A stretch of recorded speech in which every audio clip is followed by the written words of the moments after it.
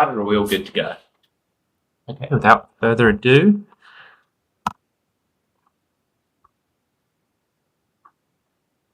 perfect, we're live, and I now invite the first speaker from CESUT Affirming to come up and open it.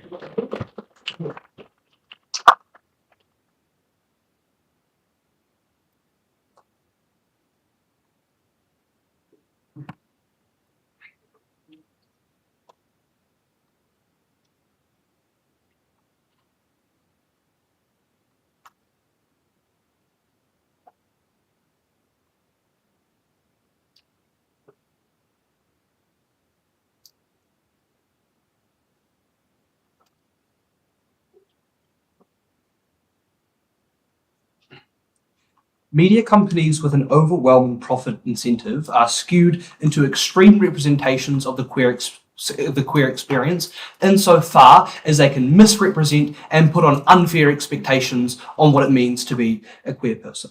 A few things to do in this speech. 3 key arguments. Firstly, the unnecessary pressures on LGBT members when you have this normalized coming out culture. Secondly, how this coming out culture misrepresents the queer experience. And then thirdly, Nathan's going to talk to you about how this coming out culture causes detriment to public perception. Before all that, then, a few pieces of setup. Firstly, what are the incentives of LGBT media and pop culture? Firstly, to attain as many clicks as possible. Secondly, to gain revenue. And thirdly, to normalize being queer and rally support for the queer community, in the sense that we know that there's historic marginalization towards queer people, and we think that it's important to start to move towards a society where it can be accepted and normalized to be queer. How do they do this? They do this through typically dramatic forms of media, like in film, and like reporting coming out. This means that they go to the extreme lengths to try and get as many clicks as possible. For example, you see movie plots where being queer is the main focus of the film and the build-up is to coming out. This doesn't lead to normalization. What it does is it makes an expectation of being being queer, this overwhelming thing that you're expected to come out, and they're expected to do these things, which we don't think is ultimately fair on people in the queer community. But secondly, we also say that it could look like columnists talking about the strength in coming out. And look, we do think that it's incredibly strong to come out and to share your sexuality or your sexual orientation as a queer person, but we also think that that's not a fair expectation to put onto people to come out. Note that in order to get these clicks, and this is important, they have to be extreme, in the sense that these media companies operate in the same way as every other media company does, in the sense that they want to make money. These media outlets are going to try to do this by getting extreme representations. People are much more likely to buy into these extreme representations because extreme media is like polarizing media and things that people like to buy into. They find it much more interesting. What is our counterfactual in this then? Ultimately, we prefer a world where these media outlets don't focus on like the queer struggle and focus everything around the build up to coming out, and instead we just support like offering forms of support where these people feel marginalized and they feel in such a place where they're being persecuted against. We think that we just support like giving these people support. For example, what we support is like where there's a gay character in a movie, but their whole plot isn't about being gay. Instead, it is simply a fact of the character. Like if we were to have more gay characters in Dune 2, that were just like that, it just so happened that these characters were gay, instead of focusing on the fact, okay, this is a gay character, we're going to make this movie all about this character being gay. We think that it's much more important to try and normalize this fact instead of like escalating it to such a degree where we focus whole plots around people being gay or being queer. Our path to victory in this is then the focus on coming out has proven that the focus on coming out has harmed the queer community. On to my first argument then on the unnecessary pressures on LGBT members caused by coming out culture. A bit of context here.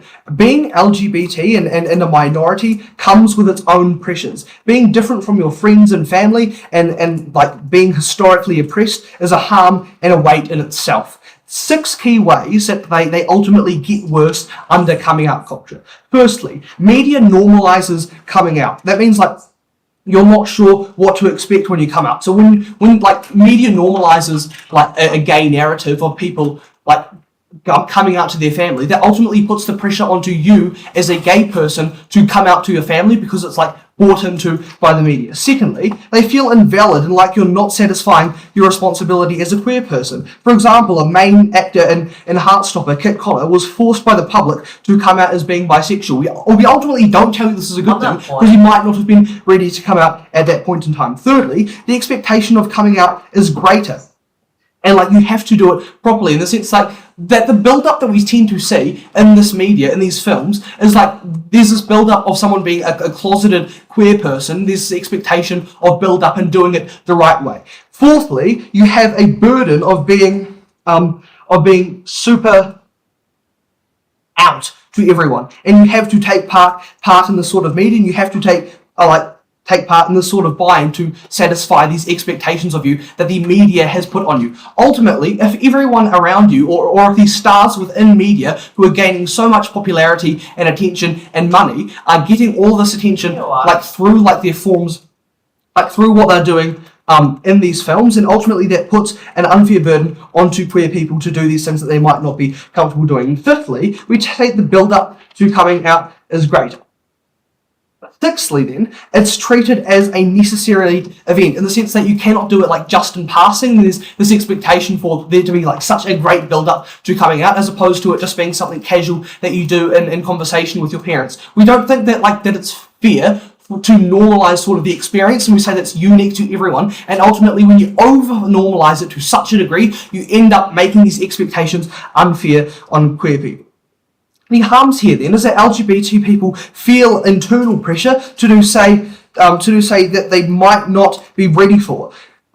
They either come out like probably ignorant to the outcome or having like certain expectations that are provided by the media, or they feel insufficient and fearful that they're not fulfilling their duty as a queer person as set to by these extreme forms of media. We also say that it radicalizes the well of discussion in the sense that this media, like these gay films, or queer films, ultimately result in people like buying into the media and having to like come out in such a way, and it also pushes people who are already so against the queer narrative being pushed even further because they see these people are like getting more attention. That means that you see like much more reprehensible acts by like the anti-queer community and anti-queer people because of this polarizing media, because it's treated as such like a special thing that these people don't actually like to see in the media. Before my next point, I'm happy to take a point of information. In like real life, are people outed? In real life, like if I were to tell a classmate that I were gay, then yes, it's a potential that that classmate could tell other people that I was gay. Not sure what they're getting at there. Now then, on how this coming out culture misrepresents a queer experience. A bit of context here. In pop culture and media, coming out is perceived as a very dramatic moment that only occurs once. This is a gross misrepresentation of how many rainbow people live and actually come out. Firstly, coming out is perceived as something that must be done to everyone at the same time. In reality, many people let their friends know first, and perhaps their family, and finally wider acquaintances. Secondly, coming out isn't always a dramatic event. It can be simply putting a sticker on your laptop and answering questions about it when you're asked about it in class. Ultimately, the outcomes that we get here is LGBTQ plus people continue to feel misrepresented and alienated from mainstream media and culture. They feel doubt in their own sexuality and gender. This is especially harmful for gender questioning individuals who are probably already struggling with their dysphoria. This is important because these people are already exiled from mainstream media, so that means that when you're pushed even further away and your expectations are raised to such a degree, you cannot involve yourself in community because you feel so oppressed.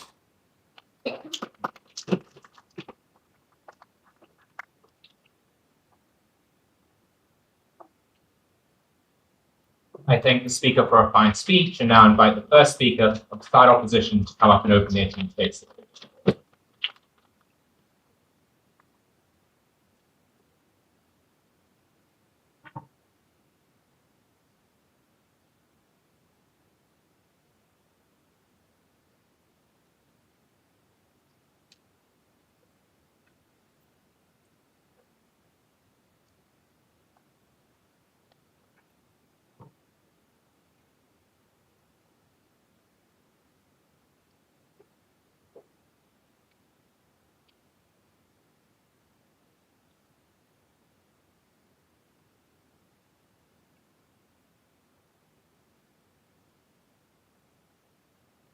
study in 2022 showed that 56% of rainbow people had considered suicide in the last 6 months. That largely stems from people feeling like they do not belong to today's society. They make that worse at the point where they do not give people like relatability. They do not give people a sense that they are enough, that they are normal. I'm going to do a few things in this speech. Firstly, looking at rebuttal and setup before looking at the two sort of stakeholders that are affected here, those that want to come out and those that don't. First thing, on rebuttal. The first thing we hear is that like this content is likely to be extreme for clicks. Few responses. Firstly, I think queer people like to watch authentic things, right? Because I think queer audiences are likely to be the like predominant amount. Because like straight people probably want to watch content that is relatable to them, that shows experiences they can relate to. Same with queer people. This means they just won't watch it if it's unauthentic, it's ridiculous. But then also, secondly, I think there's likely to be backlash. We think that as a progressive community, they're likely to hold these people to account. They're likely to push back against this. But thirdly, we think just a sense check, like I think in the queer community people love watching like fluffy shows. Look at like Heartstopper was an example we got from CESUT Affirming. That had massive success because it was just sort of a chill show where they were just in love. I think secondly we heard that like it's only something that happens once. Again, I think that authentic experiences are like wanted. And often these people are in varied environments based on the show, which means, for example, if you're a character that's at school, you would like potentially be out at school and then would come out to your parents. I think that like the like variant and type of shows means that they'll happen. Then they tell us it's gotta be this big event, but I think that like there's an incentive to cater to a wide audience because for a lot of people it might be a chill event, and so I think there's the incentive to get that audience there. Finally, we're told about Kit Connor being forced, but they can see it in the POI that is a harm that a large amount of people face that are being outed. Seeing Kit Connor, what it shows is that people are able to work through this. It is not the end of the world. It's also able to drive a conversation and progress the community, hold people to a higher standard, improve it. On setup, what do we support? We support focusing on those that choose to come out. We don't support things like pressuring. Why is there a symmetric societal push to come out on both sides of the house? No, this mitigates a lot of their content about how these content force them to come out and just text it out of the day. Firstly, we tell you there's an assumption of straightness, right? It looks like secondly, we tell you that there is queer people who want to have partners. If you're someone that wants to bring a boyfriend home to your parents, then you're likely going to need to have a conversation with them. Thirdly, we think they want to express themselves. It's just a natural part of life, talking about relationships. This looks like wanting to talk to your friends about crushes, wanting to have people use the correct pronouns to you. Fourthly, we think it's just required for transition for a lot of gender minorities. This looks like people who need to ask permission from their parents for puberty blockers. Right, on to our first point about people that want to come out. I think the context here is it's just an incredibly scary process to come out because it can be a massive risk to your safety. This means that for people that want to come out, the reassurance is important in making them feel like things will be okay.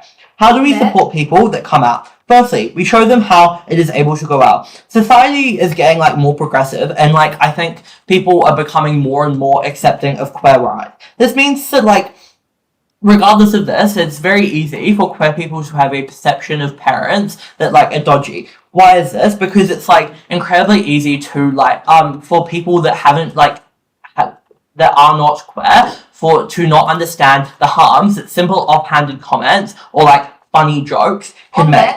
Secondly, we also just think that you can see and so what this means is that you can see that for a lot of people that regardless, all that the parents care about is loving you, and we think and making sure you're okay. Second mechanism is we think it shows that it's okay if it has a poor reception, because we think people worry that media can portray how you move forward at a time when things don't go well. For example, with Adam in sex education, he had a father that sent him to a military school. We think he was then able to like feel comfortable and let go from his father. But even just on the softer side, when with like parents that aren't supportive, we think that like shows can show that like over time, like they can become more accepting. I think these examples show that like that there is a large variety in media, which means it is able to cater to different people and their experiences and needs. I think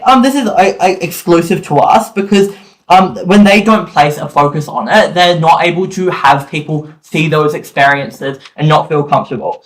The outcomes of this is firstly, you just feel better about the prospect of coming out. You feel like even if, you know, you have unsupportive parents, you're able to see the characters that, you know, are able to find friends that like feel okay about themselves. You're able to see the characters, they're able to have a found family. But secondly, we think that they can cope,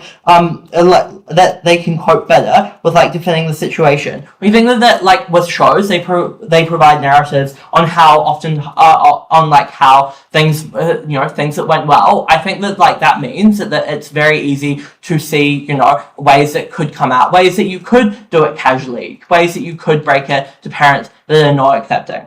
Right. I think that's incredibly important from the perspective of like being able to provide support and provide reassurance while the scariest times for a queer person is really important. Right, on to people that don't want to come out. I think the context here is that they likely come from an unsupportive background. They say that under their side, and has some integrated rebuttal, that they think that people and that these shows can like just exist as a gay person. But I think the harm here is that this just can't happen in real life. It's unrealistic because that's not something that is available to a lot of queer people for the 4 reasons I give you and set up. How do we help people that don't want to come out? Firstly, we give them people to relate to. I think the media shows and when they tell a story, they are showing like from the start of a person's journey to the end, which means that they're able to show, you know, people who would have been going through a period where they felt unsafe to come out. They would have been showing that in the, that things are able to work out. I think this it also just shows their feelings are valid, and so far that there is characters that are able to be related to.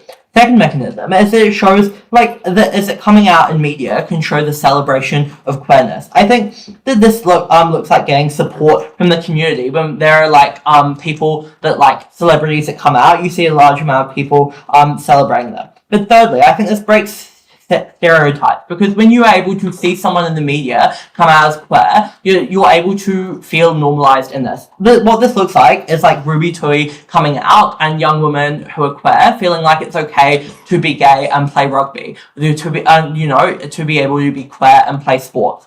I think this is exclusive to our side. Firstly, because we don't see challenges in the media on their side. Secondly, because they are unable to relate to the struggle. And thirdly, because you don't see the celebration, you just see things carrying on as normal. The outcome is that people feel like where they're at is okay. It is okay to be in a period where you are still going through stuff, and secondly, you are able to see people like you. You feel normalized, you feel accepted, you feel like you're okay. That's why I'm proud to negate.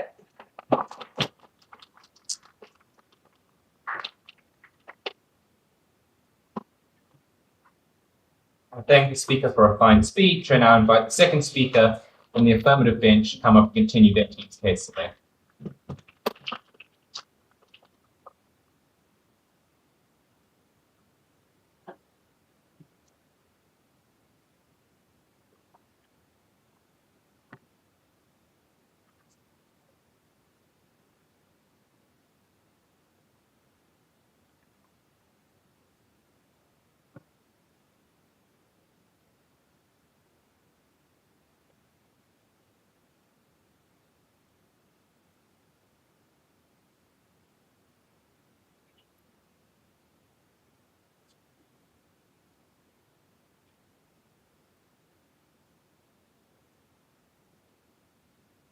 A few things for you in the speech today. Firstly, the idea of like incentives of the media and the LGBTQ community movement as a whole. Secondly, this idea of like what are the impacts on like the rainbow community themselves, or the individuals that are affected by this media, particularly young people who are very vulnerable in this debate. And then thirdly, this idea of like the social shift and what we get, and under that my split on how this like coming out culture creates a horrible public precedent for straight people and their perception of the LGBTQ community. So firstly then on like the incentives of the media, Tyler gave you analysis at first as to why like the media has the specific incentive to create the most like attractive and most like thing to like get the most views, get the most clicks. That's why you have media such as Heartstopper being so popular, because it's not a direct reflection. It's something that was the ideal world. Like not everyone's experience coming out or living their like life as an LGBTQ community is probably not as like light and fluffy as Heartstopper portrays. That means that unlike that not good representation is probably just very harmful for young people who just expect that to happen for them when they come out, because they're probably going to be met with a harsh reality that is not like that media. But also then, like, let's talk about the incentives of the movement itself. The movement itself is all about inclusion, making people feel happy about themselves with who they are as a person, coming to terms with them. We think under our side of the house, we achieve that far greater because, as Tyler gave you in his model, our representation in the media is no longer like having a big emphasis on coming out, but rather what the regular daily struggles of being a rainbow person actually is. This means that when we're able to show those normal every day-to-day struggles or what it's like to be a gay person, that means that people part of this community or who like are closeted, that means they're able to better understand what it actually means, rather than focusing a big shift on like coming out, which is only a small portion of a person's life. That probably means that we're able to better represent and we get better comparisons, and we're able to allow people to understand and accept themselves a lot better. So then, firstly, onto like the idea of like the direct impacts on these on the members of the rainbow community. Tyler gave you material as to why like the pressures that come from these coming out and representing the media exist extremely. Here are some like additional stuff. Firstly, people don't feel valid enough when they don't come out. If they see it in the media that like coming out is becoming their like sudden fad and like everyone's being full, when they're still closeted, people don't feel valid. That's extremely harmful, is because like we want people to feel comfortable with who they are. If people feel that they have to do something that they're not comfortable ready to do to feel like who they probably are, that's extremely harmful, because that just like allows them. But also note that like an additional mechanism is like coming out doesn't occur like simply one, is that like it puts pressure on people to like have to decide and make a definitive choice as to when they come out and what they come out as. This looks like maybe a person who's questioning whether they are bisexual or they're like lesbian, that like to whether what they actually are, and that's extremely harmful on that individual. I'll take it here right now. Do people feel more comfortable when they have people they can relate to? Yes, and that's under our side of the house. We have more relatability, as we showed the daily struggles, rather than like a cushy, exaggerated, extra dramatized version under their side of the house. So then, what material did we hear from them about like people who want to people who want to come out? Firstly, it was like it shows them a very nice perception and like who don't understand anything, and like you could see a lot of people and like probably like stuff like that. A few responses to this. And firstly, we prefer on our side of the house that it's just better, for this for the shift to happen, occur naturally, for the shift to for like people to witness this themselves under our media, because I like get all the analysis I gave before. But then moving on to this whole idea of like the social dynamics and like what are the interactions of that. Firstly then on their material here about like parents accepting them where they are and how they have the incentive to just care and love their child as it is.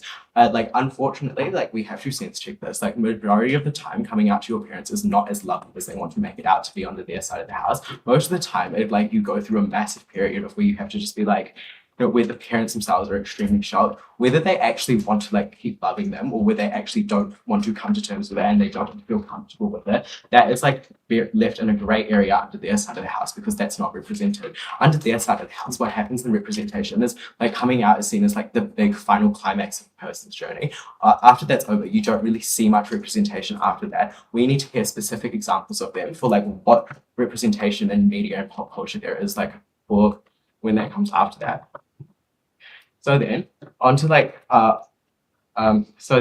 this means at the end of this point is I think all of their material here is like severely mitigated, and that like all of the benefits that they want to claim we claim those benefits, and This means that like all of this material is clearly mitigated. It loses its significant weighting power in this debate. We actually come out top, and we have lots of material from Thailand that still remains unresponded to.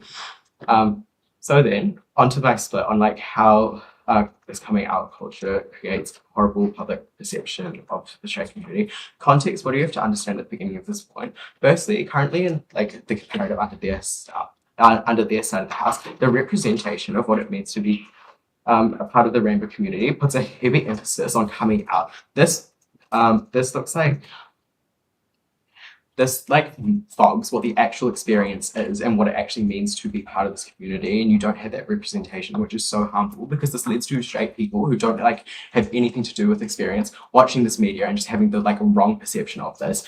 So here's why we like lose that under our side of the house. Firstly, because under our model, we told you that we gave you media that was far more representative of like the daily lives of a person in the rainbow community rather than like super specific scripted dramatized stuff.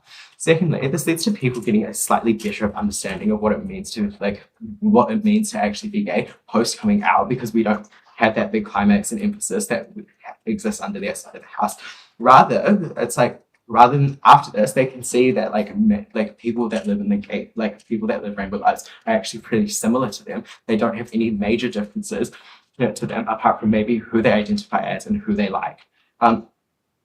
Fourthly, this means that you get an easier connection. This separation, because currently what we see in the status quo is we have this like weird separation between straight people and that rainbow community, where they keep asking random questions such as like, oh, so what are you? Like these questions are extremely harmful because it just like shows that there's no shift in like perception and what's good and what's not. Rather, we think that under our side of the house that gap is closed. They see them less like different, more equal. That is really beneficial, and that comes from our outcomes. We prove at the end of this point is that we are able to get better,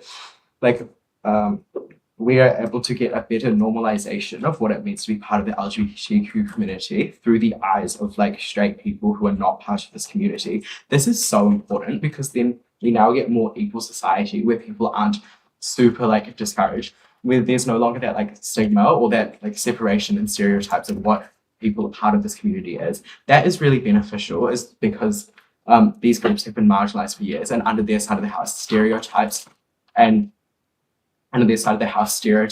an unclear representation is exacerbated.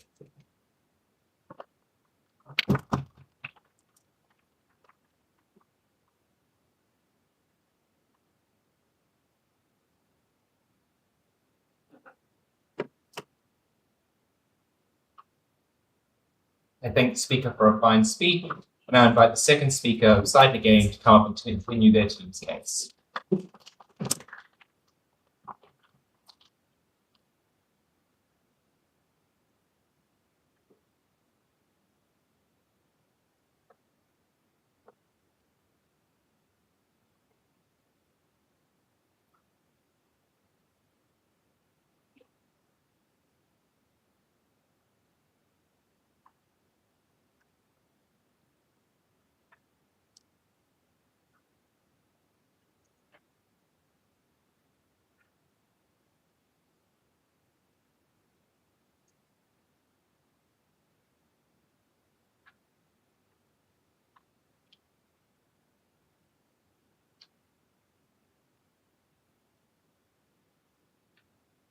A young girl is struggling with her emotions. She is upset. She is confused about in regards to her sexuality. On our side of the house, we provide her with a lot of relatable figures, ways to come out, because she's able to look to like figures online and encourage her to feel empowered to make the right decision for herself, which can be not coming out. Right? 3 things in this speech. Firstly, what does media actually look like? Secondly, then, how are people that don't want to come out affected? And then thirdly, how are people that do want to come out affected?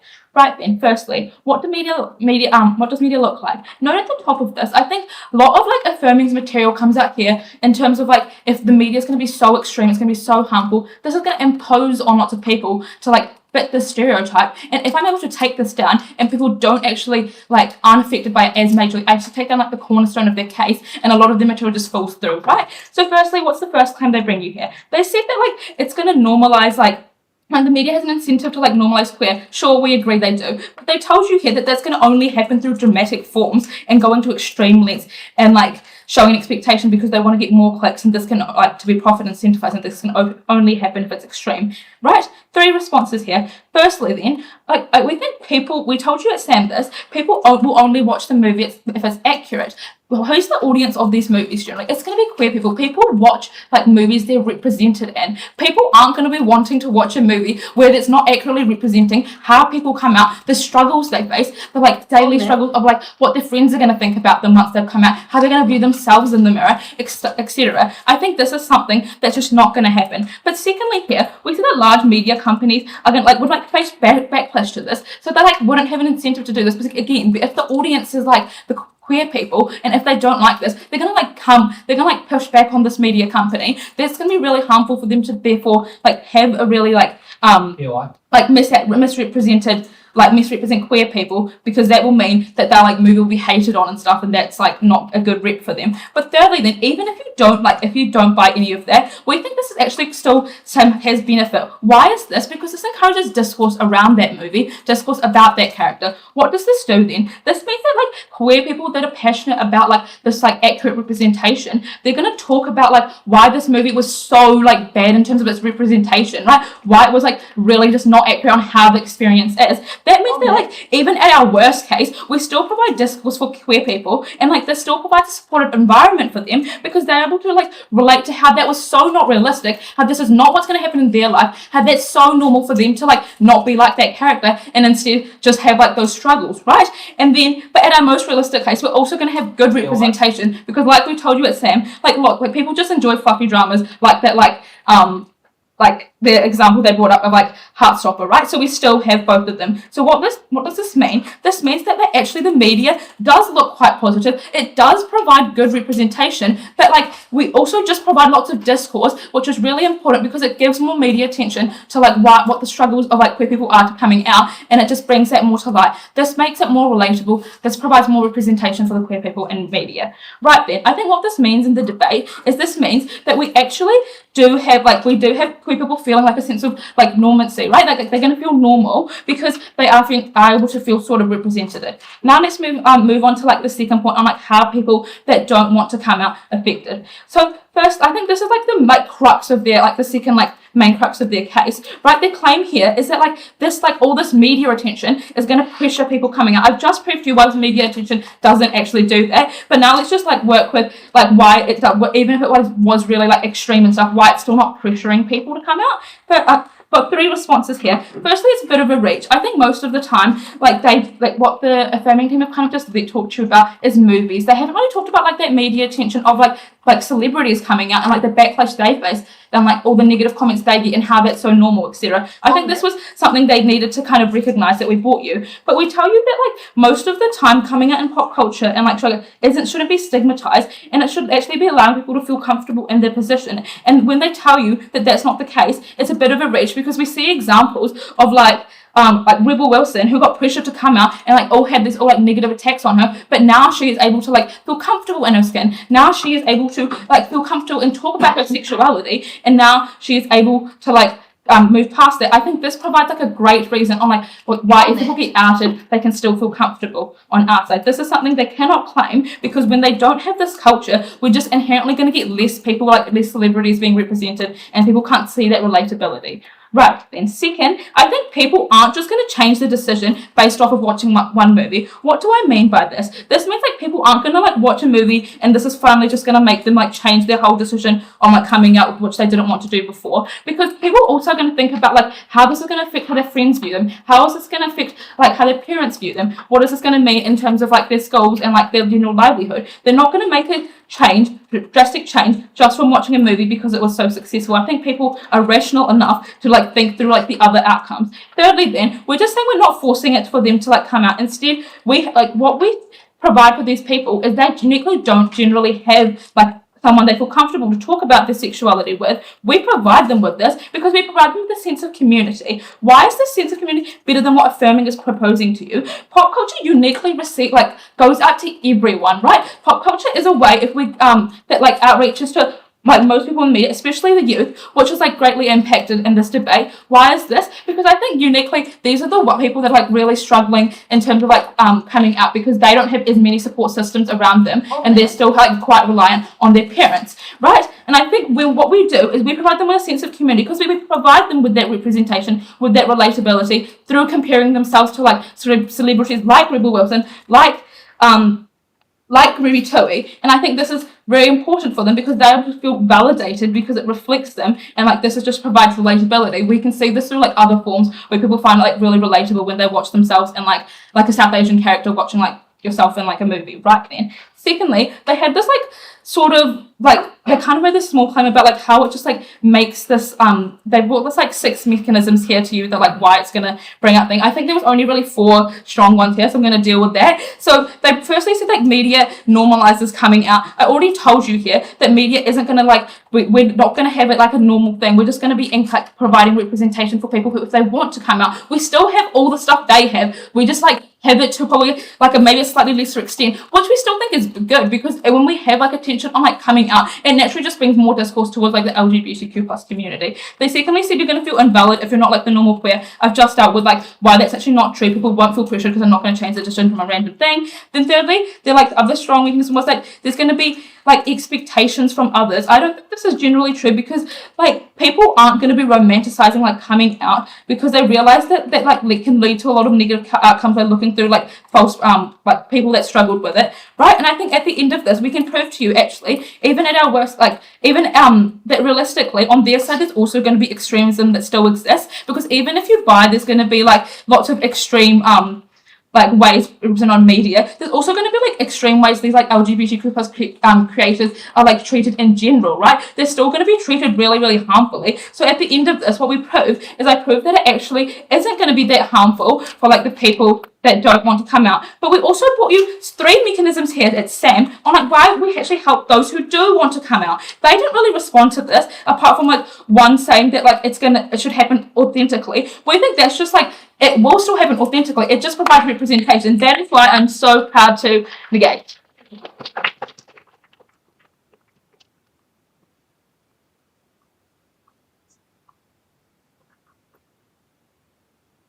I thank the speaker for a fine speech. I now invite the third speaker of the side affirmative to come up and continue their team's case.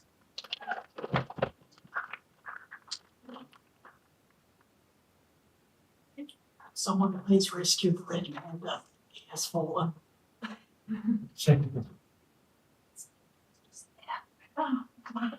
Oh. Yes. Take your time.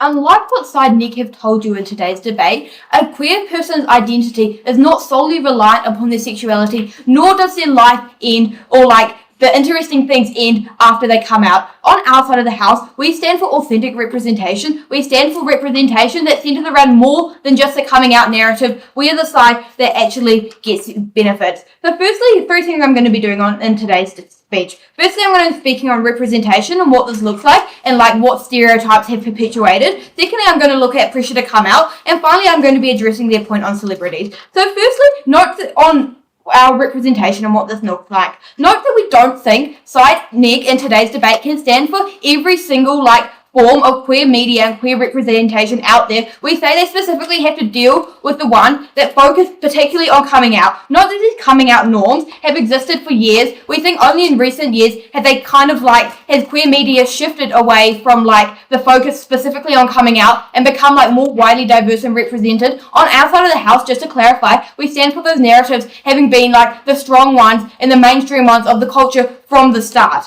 So So what are the harms of this like stereotypes that have existed like throughout history? Because we tell you that it's not enough for them to just say that now, oh look, we have like really good representation now. We say they're like threefold. We say firstly, like, you know, the first like kind of really obvious thing that comes out of these narratives is to tell people that it only happens once and you have to come out to everyone. We see this in movies throughout history. It's not enough, or just like in the past like 30 years or so, it's not enough for them to say that they're only focusing on what we have today. And we know firstly that this harm is not necessarily true, because, you know, people don't come out to everyone at the same time. People don't come out or like in one go. It happens, and when people see like, you know, that they're not being represented, this is like when things become really bad. Secondly, we've heard that coming out is like that coming out is something you can only do once for one identity. Again, we say this is false. The narratives that have been seen because of this tell queer people that they have to come out once. That's their final identity. And if they're doing it again, well, like, you've already told everyone, so you don't have like the space to grow as a person. And thirdly, we think this pushes like a massive burden on the queer person to do it right. We say that the ultimate pressure and the responsibility about coming out should not have to lie with this person, but because of these narratives, it does. We say this is extremely harmful, because then these people feel like negative reactions are their fault. Maybe they didn't tell them right. Maybe they didn't do it at the right time. Okay, and no, what we've heard here is like, oh, we have these incentives to do good representation. We've heard, and you know, like, people are going to stop watching these films if they're not thing.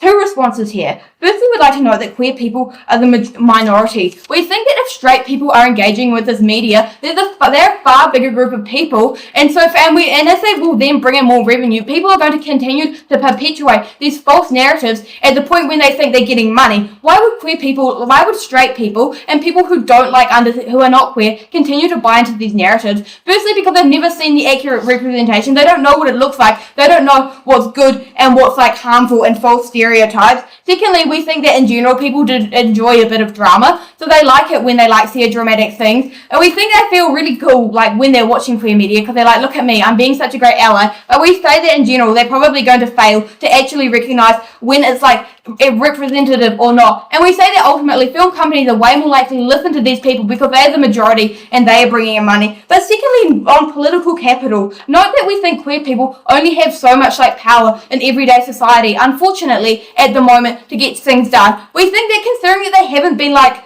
represented in movies and like pop culture for a long time, the fact that they are being represented at all means that straight people think that they're doing a really great thing here. When queer people say, oh, actually, look, we don't think this is like the accurate form of media, this is when they say, oh my gosh, we gave you your character already, can't you just shut up? Queer people are like, so like, they just want so much more, and we think that, you know, like, and this is when like the perceptions change and they get viewed really badly. So I think what I've been able to prove at the end of this point is that this media has been like really inaccurate, produce really harmful stereotypes that are not representative, and that their incentives on why they would be representative simply don't stand. So, and at the end of this debate, yeah. So moving on to pressure, what we've heard here is that, you know, oh, it's symmetric because, you know, on both sides of the house, people assume a person is straight and people want to express themselves. No, we tell you that pressure becomes uniquely worse on their side of the house when like mainstream media shows that it must be done in one way, it must be done in a dramatic way, it must be done right.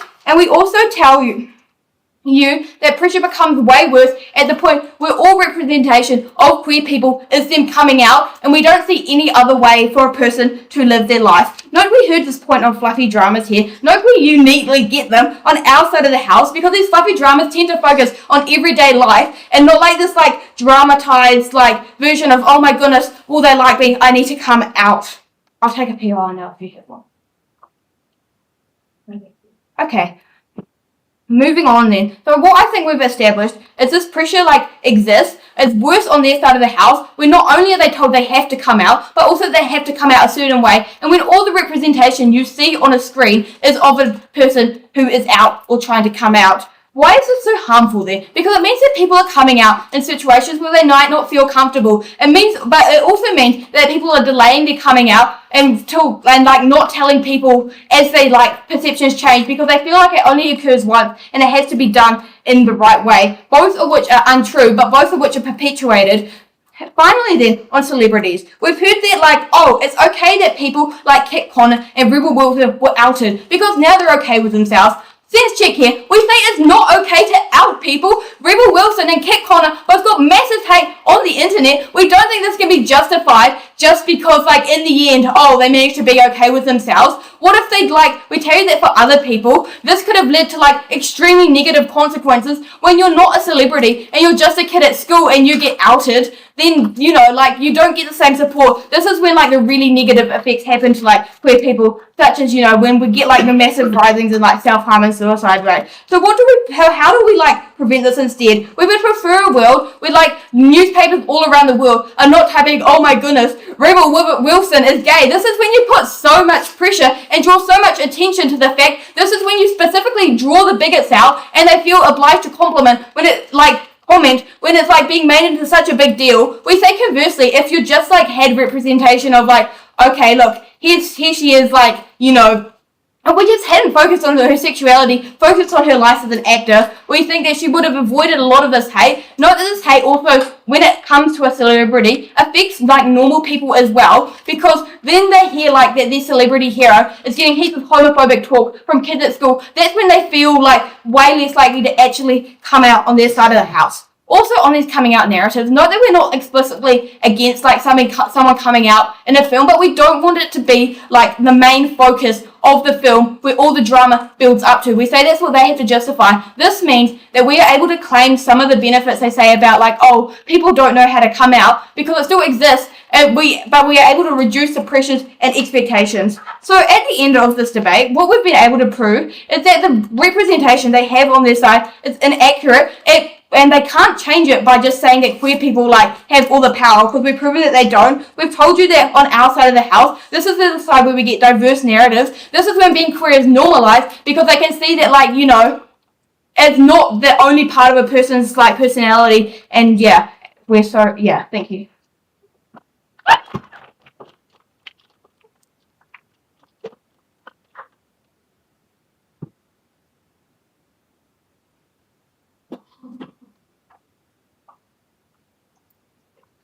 I thank the speaker for a fine speech. I now invite the third speaker of the negating bench to come up and continue debating.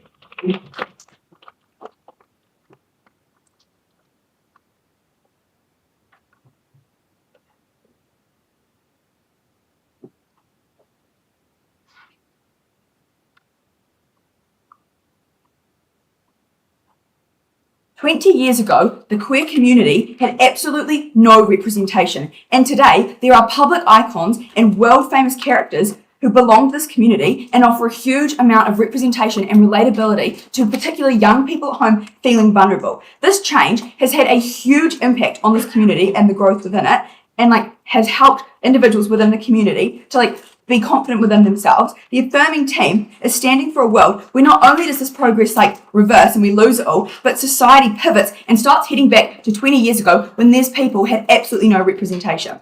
So what is it that I need to prove in my speech today? I think what I need to prove is that I need to show you why there is huge pressures on queer people in these communities on both sides of the house, but why exclusively on our side we are able to protect these individuals in the sense that we provide opportunities for them to own their sexuality and feel way more comfortable in their own skin because they have these figures that they can relate to. Two areas that I'm going to address in my speech. The first is on the idea of expectations versus encouragement, and how this is affecting both queer people that do want to come out and those that don't. And then secondly, on the incentives of the media and portrayal of the queer community within the media. So firstly, on expectations versus encouragement. Note here, I'm going to split this into three different parts. Firstly, just kind of the general concepts that both sides have brought out. Secondly, the people who want to come out. And thirdly, the people who do not wish to come out. So firstly, just generally, what is it that the Affirming team tell us under this idea of expectations? They tell you that the coming out culture that is created, no thank you, through pop culture and media representation sets these huge expectations for the people within the queer community to come out. Firstly, I think this is just wrong insofar as we think it's way less about the expectations on these people, and these media actually focuses way more on just encouraging these people to feel comfortable in their own skin and to come out if they wish to. I think that there is no incentive for media to be basically being quite judgmental of these people and forcing them to come out. As firstly, this just gives them a lot of backlash from the queer community because people obviously don't want to be targeted in that way. But secondly, There's also like probably people behind the scenes that know somewhat to some degree about the queer community, so are contributing in a way that will protect these individuals. We also think that like the expectations for queer community to come out, we think that like while sure maybe for some people this will come, for some people within the queer community who have not yet come out, this might seem like an expectation for them to come out. However, we think that for the large majority of people who haven't yet come out, this serves as like them seeing people in a once similar situation to them, people who were struggling to come out. They see people who like reflect the problems and the emotions that they are experiencing. They now have ways that they can like combat these feelings and like find ways to be comfortable within themselves. On that. A second claim, no thank you. They say that people will gain a better understanding of what it's actually like to be within this community without the media and the pop culture that we propose on our side of the house. Firstly, I'd like to point out here, they offer absolutely no other significant alternatives to pop culture and media. They talk for ages about why they care so much about representing people within the queer community and providing a safe space for them. Not once do they give you an actual example other than just like throwing the word media around. On our side of the house, we give you legitimate examples of iconic figures in the public eye, such as Rebel Wilson, Ruby Tui. We give you all of these examples that prove to you why media and pop culture are so beneficial. Secondly, in response to this, we think that people actually gain, like it's kind of a flip. I think we can flip this and tell you that on our side of the house, people gain a way better understanding because when it's so normalised to have queer community representation within the media, there is an incentive for a huge range of experiences to be shown in the media. Why is this? This is because there is a push from the community when they see their representation in the media. They feel excited. They want their stories to be shared. They're probably going to like talk lots about this on social media. There are huge pushes from the community. This means that there is like a huge amount of representation of both the good, bad, and like the kind of just neutral elements and experiences of people within this queer community. These are all shown in the media. This is really good. They offer no alternatives to this. So next, under this clash about people who want to come out. Note here, at SAM, we bring you heaps of material that I'm going to extend on these two sections about people who do want to come out and why having like a sense of encouragement from the media is so helpful for them. What the Affirming team push back with this is they tell you that like people are probably going to like delay coming out or they're just not going to come out because they want it to be done right and they're like afraid that they're going to ruin this. Firstly, we'd like to point out this is sort of like only going to affect a small portion of people. However, it's important to point out some people do want coming out to be a special thing, and we do think it's important for those people to have that representation in the media. But secondly, for the majority of people that do probably feel sort of uncomfortable coming out for whatever reasons, maybe they don't have a good support system in their life or they're worried about how it will make them see themselves differently, we think that these people are less likely to delay coming out and less likely to be scared of it if they see not only just like fake characters, but real life people who came from like similar backgrounds of them. No, thank you. Like Rebel Wilson talking about how like she didn't feel comfortable with her sexuality as a child, but as she's grown up feeling like way more comfortable in her own skin. This is so inspirational for these people and serves as a huge sense of encouragement. Next, on the people who do not want to come out. Under this, we tell you that there is this kind of sense of like almost like a parasocial relationship. For these people who do not want to come out, it is still so important that they have a sense of community. Even if it's not like physically them like coming out and being in a community, they have a parasocial relationship where they can like listen to like a Chapel Ronan album and they feel a connection to her music, to her lyrics. This means even though it's not like a physical relationship, they feel represented, they feel related to, they don't feel as insecure about their feelings because someone else is experiencing them. They also tell you here that like outing is not good, we don't care about the good outcomes after outing. Not once did we tell you that outing was a good thing. What we did tell you is that people are outed all of the time in real life, and it's so important to represent these people and show them that like the grass does get greener and that it's not all doom and gloom just because you get outed. Obviously, we think that getting outed is an awful thing to happen to someone. This is why it is so important to support this really vulnerable group to show that once they are outed, it's not like their life isn't over. No, thank you. Give them examples of like real life people who have overcome being outed and who have like taken this as an opportunity to really own their sexuality and like go on with their lives. So at the end of this, I think what I'm able to prove to you is that there's pressure on both sides. However, on our side, we offer these people a countless list of opportunities rather than just being like media like is a good alternative. So onto the second area, which is about media incentives and the portrayal of the queer community in media. The big thrusts from them here is that media companies want to make money and they want to like romanticize plots so that they get more clicks and stuff. Firstly, we acknowledge that like everyone's experience is different and we actually think that this is like hugely becoming way more represented in the media. We think there are like countless, like there are examples. We've given you some already, but like there's shows like Sex Education that portray like huge, like multiple examples of different people within the queer community. This shows that it's not all like romanticized and it's not all really bad. There is a huge range of different examples. They also tell you that coming out is perceived as like one big thing, but it can really happen in multiple different times. They have spent so much time on this. I think I can really easily mitigate this. Firstly, we agree that, and we think that like for some people they want to come out and like it happens over a long period of time, and that's absolutely fine. However, we think that like we've never said that coming out is always going to be a one-time thing. What we have told you is that we encourage people to come out in whatever way they like, whenever they like, and they have the option to do this. They don't need to feel pressure, and they feel way less pressure when they're represented in the media. So for all of these reasons, I'm more proud to negate.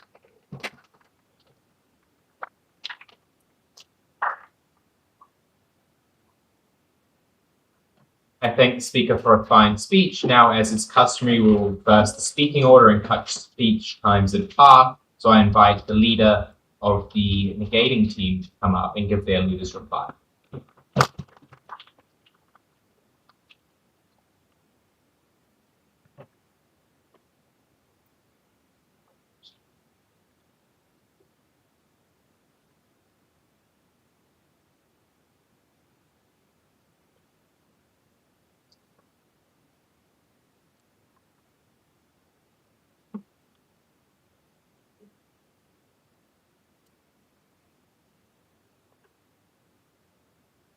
Sorry.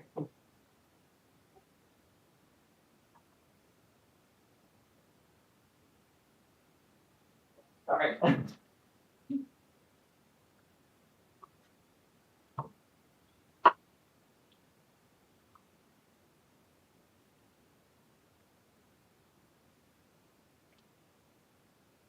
Affirming gives you a number of ways in which it's really hard to be a queer person. I think the way that they lose literally all of their harms is they didn't do the mechanizational work to explain why those change, when we don't have this media. Okay, I'm going to do a few things. Firstly, looking at what this media looks like, then looking at what people that come out and those that don't. I think at this top of this point, with media, they try and tell us that it is going to look extreme. And so I think that firstly, we explain there is likely to be backlash. Note here that like progressive communities likely hold other people to high standards from the perspective of they're likely quite progressive. Secondly, we tell you that they won't receive clicks from queer people. We think that this is likely to be a large amount of the audience insofar of the mechanisms about relatable content. But secondly, we tell you it still would happen from the perspective that if you buy their characterization that they're just going to show everyday lives, then it's probably going to look like, mass homophobia is a way to get clicks, or people being hypersexual. I think that's really important because it means you still probably get an inauthentic experience of being queer on screen on their side of the house, so they don't get that benefit. Right, what we show is is going to cater to the queer experience, right? Because they want to get the clicks from it. But we also think even if it's harmful, I'm going to explain to you really well that the discourse is able to push the community to be better, to push media to change, to become better. We think that's really important. Even if you buy that it looks extreme, then we tell you that we still get a massive win, because if it looks extreme, it helps the most vulnerable people in this debate, which are the people that do face these extreme harms, those that get kicked out of house, those that face abuse. That worst case scenario for us, we still make them feel wanted. I think they also engage, for people that come out, I think they never engaged here with the fact that this isn't just about fictional characters, this is about celebrities, right? Because Chappelle Roan is going to have an authentic experience because she is telling her own. I think it is likely to reflect modern stories from the perspective of these are modern people telling these. That's really harmful for their case from the perspective of it means they don't get any of their harms about extremism. For people that come out, we give you a number of benefits about people are able to learn learn from past experiences from others on ways to improve their process. It looks like being able to show that whatever happens, it'll be okay. That, you know, if things go rough, you can have a found family, have supportive friends. These people are going to be in that situation, whether there is media or not. Like, the fact that they know they can get through it is massively beneficial to our side. We think as well the outcomes here are super important from the perspective of, like, if you are someone that gets kicked out that is feeling awful, knowing you can get through it is likely to be the difference between whether you feel like you have a place on this earth or not. That is winnable for us in this debate.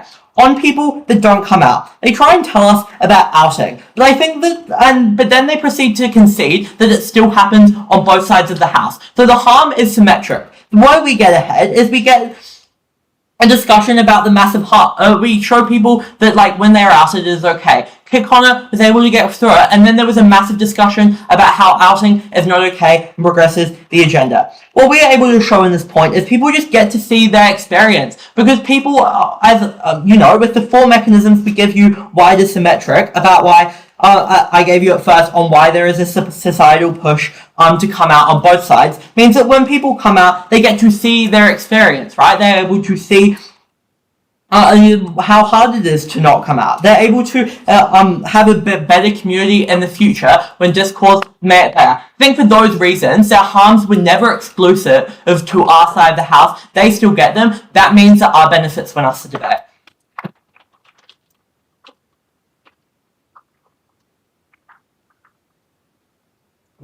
I thank the speaker for a fine speech. I now invite the leader of Side Affirmative to come and close today's debate.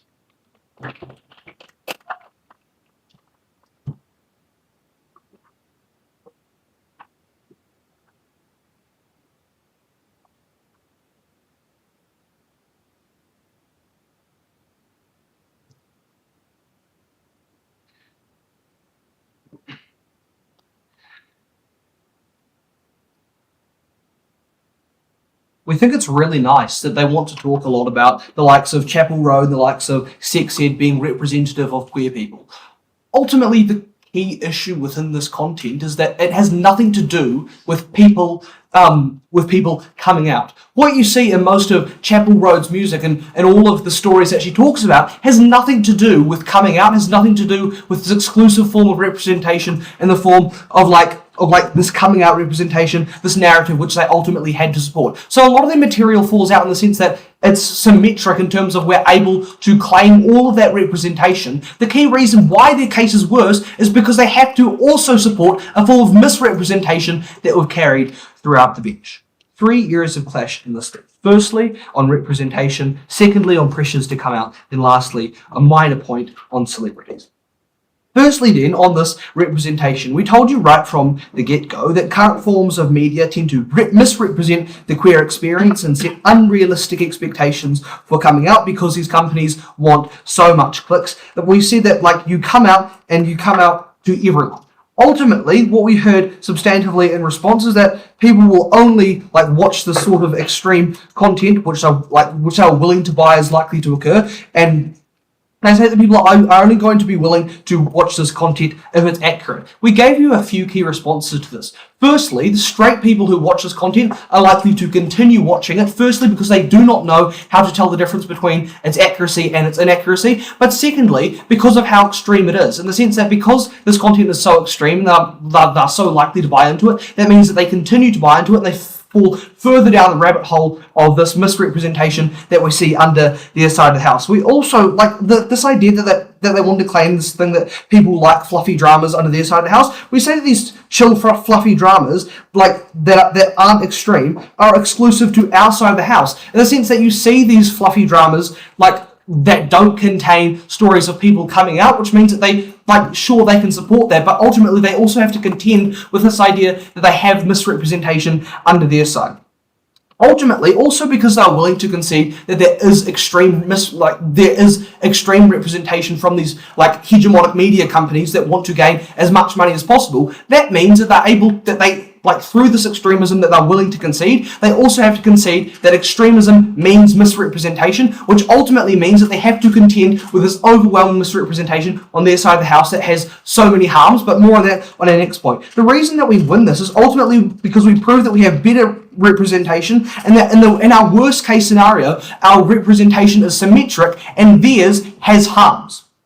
The reason this is so important is because ultimately you give people a bad sense of what it means to be queer and a coming out experience, in the sense that their side ultimately has to support misleading people. Now then, on the pressure to come out. They said like right from the get-go that it's sort of symmetric, this pressure to come out, but we say that it's worse on their side when media normalizes it to happen in a certain way and the expectation is higher, in the sense that on our side of the house we don't have these same special pressures, in the sense that we say that it has to happen in this way, because like I've already proven to you that this media is likely to be extreme and it's likely to be misrepresentative. So because of that, that means that these pressures are going to be so extreme to the point where like people are misled. The outcomes of this then is that because they're misled, they go into it like either feeling really, really stressed and they do not come out, which makes them feel like that they're not enough as a queer person. And the alternative is they do come out expecting a certain outcome they might not experience. Ultimately, the impacting here is because these people experience so much pressure and they might not get the outcome that they want, they feel misled and they feel misrepresented, they feel disenfranchised. And lastly, on celebrities, ultimately we say that this can fall out, but like it's only harmful on our worst case, in the sense that Kit Connor coming out and being outed and like saying, oh yeah, but now we can have a discussion about people being outed. We don't think that's important. He shouldn't have been outed in the first place. Because we have better representation, we win this debate.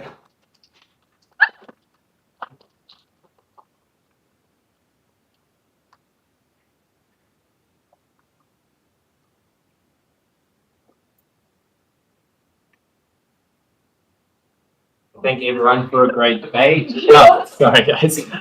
Thank everyone for a great debate. We're going to turn off the stream now. I invite everyone to cross the floor, shake hands in stream.